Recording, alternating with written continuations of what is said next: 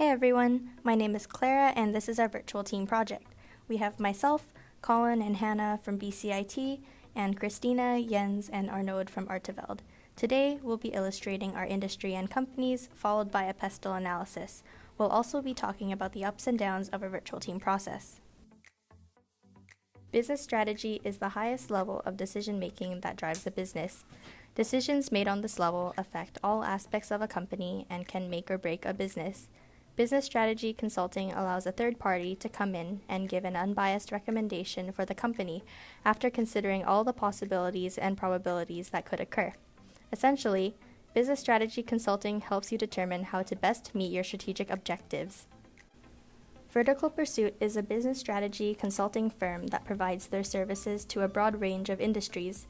They have been consulting since 1999, and their firm works with several other companies, including Whitebox Coworking and 2020 Advertising, to add value to their consulting solutions. Their focus is on well-established businesses that are looking to further improve and achieve even bigger goals. Their mission statement is Aim Higher. Next, we will cover two aspects of our pestle analysis we believe to be most important in regards to vertical pursuit. Technology stood out to us as being a prominent force as applied to vertical pursuits business strategies. The words learning, strategy, and innovation are all part of their mission statement.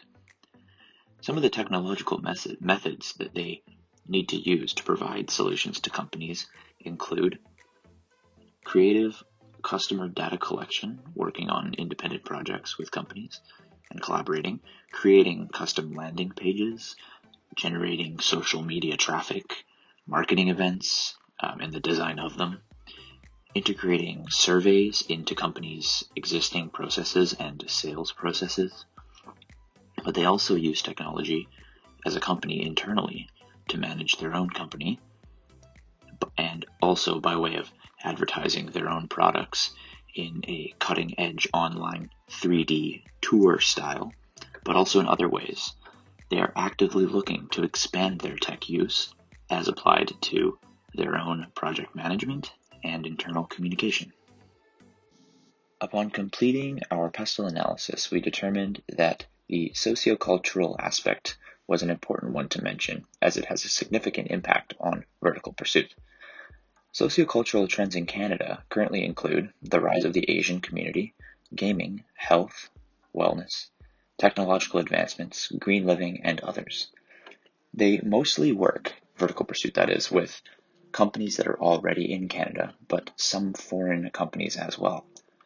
Canada is a multicultural social and cultural scene, and thus, given that vertical pursuit is working locally and abroad, it is inevitable that they will have to be able to adapt to many different cultural norms.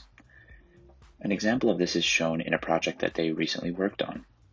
This project involved helping a automotive dealership located in Canada celebrate Chinese New Year by designing a customized automation for a marketing campaign that provided users and customers with their own personalized fortune based on the animal that they had in the Chinese calendar.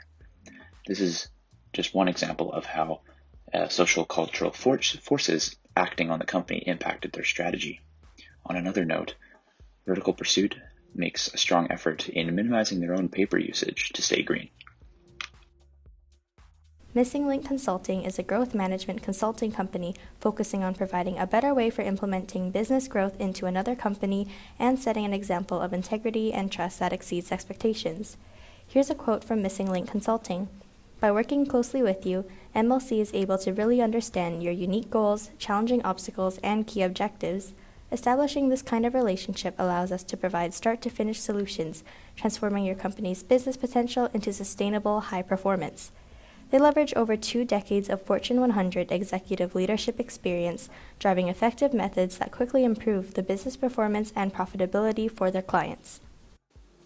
So, for the first part of the pestle analysis, the political part, we found out that our company has some issues concerning the current Brexit situation, which is unclear at the moment, where they have no direct approach to handle the situation and solve this problem.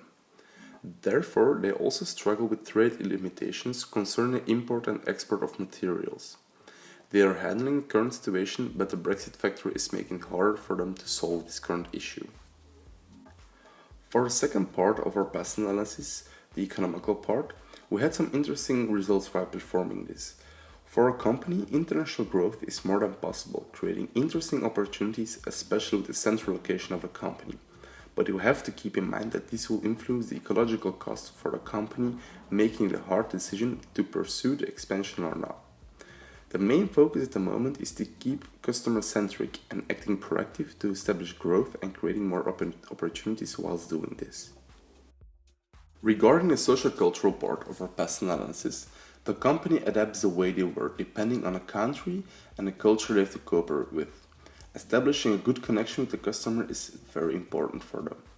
By maintaining a good connection and trying to satisfy the customer, they need to keep the cultural backgrounds in mind, and sometimes they will need to apply change in approach whilst performing the service.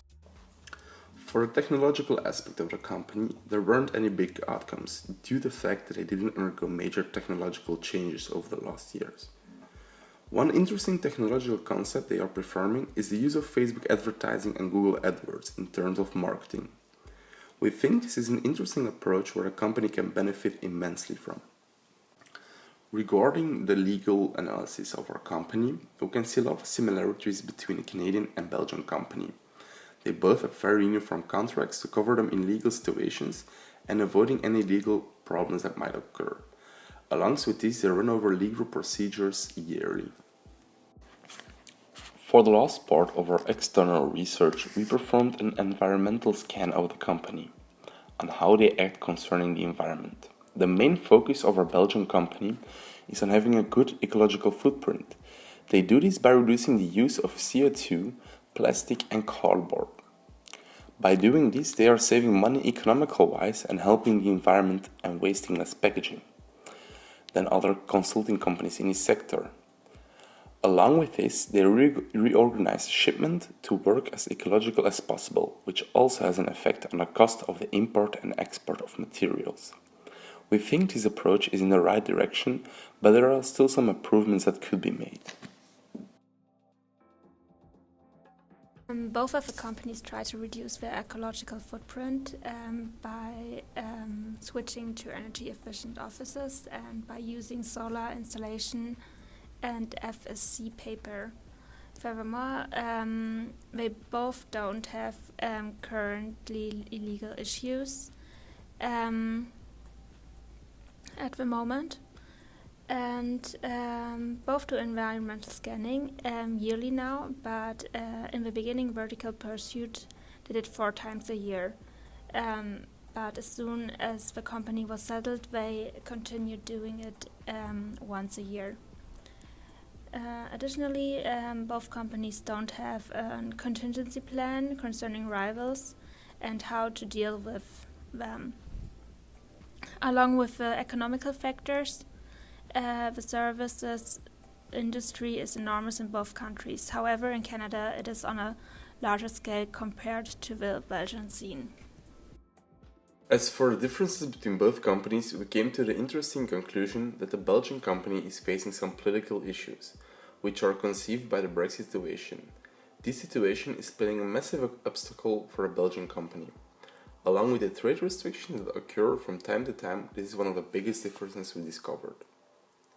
Now, in terms of the social-cultural aspects of both companies, we found out that the Canadian company usually works with the companies inside of Canada, whilst the Belgian company works over Europe, and thereby also with foreign companies where they have to keep the cultural background in mind. By comparing both companies, we can really see some differences, especially in terms of political differences. Belgium has the struggle of being close to the UK, making Brexit a big issue when cooperating with the UK. In terms of the law, they both operate similarly, which is identical to the economical factor of pestle. However, Canada is working on a much larger scale than Belgium.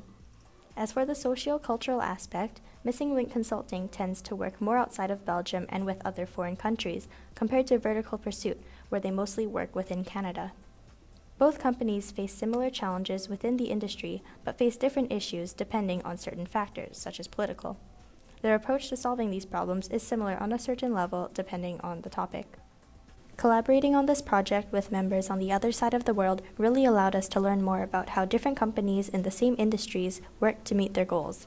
Now, we'll be moving on to our virtual team process and the lessons that we have learned. As project manager, I did not want to have any tension between my teammates, and I wanted to ensure that our project was successful. I was worried that being direct with my teammates would cause an argument or make them feel like I was micromanaging them. I learned that it's important to have consequences for things like not attending meetings or being late or not completing assignments by the set deadlines. And I learned it's also important to not be afraid to be honest and direct. Maybe you will have to apply a disciplinary policy at one point, but as long as it's done in a constructive manner, there's no reason as to why teammates wouldn't want to correct their mistakes. Okay, so furthermore, what we have learned, that it would have been better if we had modified our working habits and expectations clearly at the beginning, as both groups had different expectations on how we get this project done.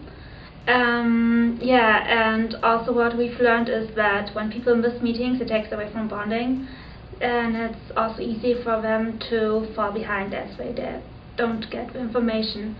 There are also no guarantees that the teammates who are behind will be fully caught up, and it's different when you're reading the meeting minutes instead of actually being at the meeting. So in working in virtual teams, there were a couple things that we learned along the way, some challenges that we had. So we understood that establishing relationships is very important when you are in different places. So team building is really crucial, especially at the beginning, and putting a lot of effort into that initial team building so those relationships are built.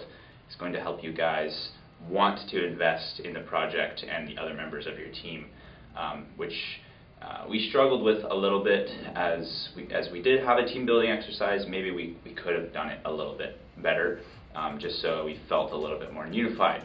The other thing that we learned was that it's pretty hard to get engagement from all of the team members, especially when you're behind a screen and in different time zones.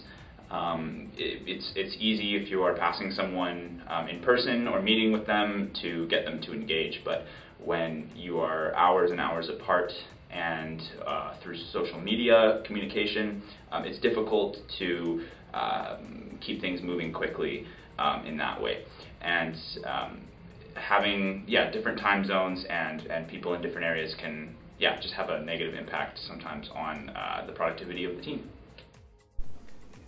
After having the chance to reflect on our virtual team process, we can conclude that this was definitely a worthwhile project. It wasn't easy, but it paid off in the end, and we learned a couple of lessons along the way.